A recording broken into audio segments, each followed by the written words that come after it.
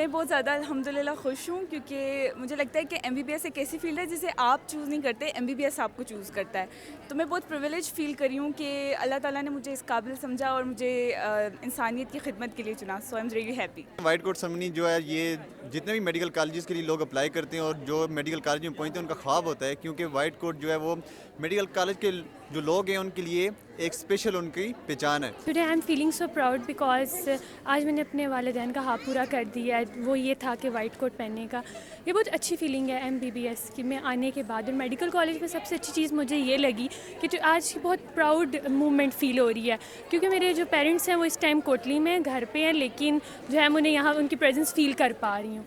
और यहाँ मुझे मेडिकल कॉलेज की सबसे अच्छी बात ये लगी कि I met Riza. White coat ceremony जो है ये बहुत प्राउड मोमेंट होता है, क्योंकि अगर एक बंदा सेकंड ईयर स्कूल उसके बाद सारी जो एजुकेशन होती है और जिस बंदे का ख्वाब होता है कि वो डॉक्टर बने और वो अपना ड्रीम अचीव करे, तो वो बहुत बड़ी चीज़ है। और आजकल अगर हम कंपटीशन देखते हैं, जो लेवल ऑफ कंपटीशन है कि 2 लाख लोग एप्लीकेंट्स जो हैं वो एमडी गेट में अप्लाई करते हैं और सिर्फ 8000 गवर्नमेंट की सीट्स हैं, तो इसके अंदर जो आपका रेशो है सिलेक्ट होने का वो 4% है। तो बहुत ज़्यादा ये इसके जो ऑड्स हैं वो कम होते हैं।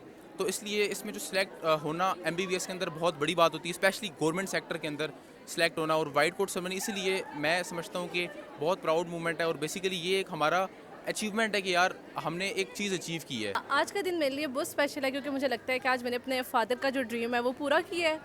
और जो हमने ओथ लिया है, आज मुझे लगता है कि हमने बहुत बड़ी रिस्पॉन्सिबिलिटी अपने कंधों पे ले लिया है। And the best thing about this medical college is that I met my best friend Meenahil Zulfikar.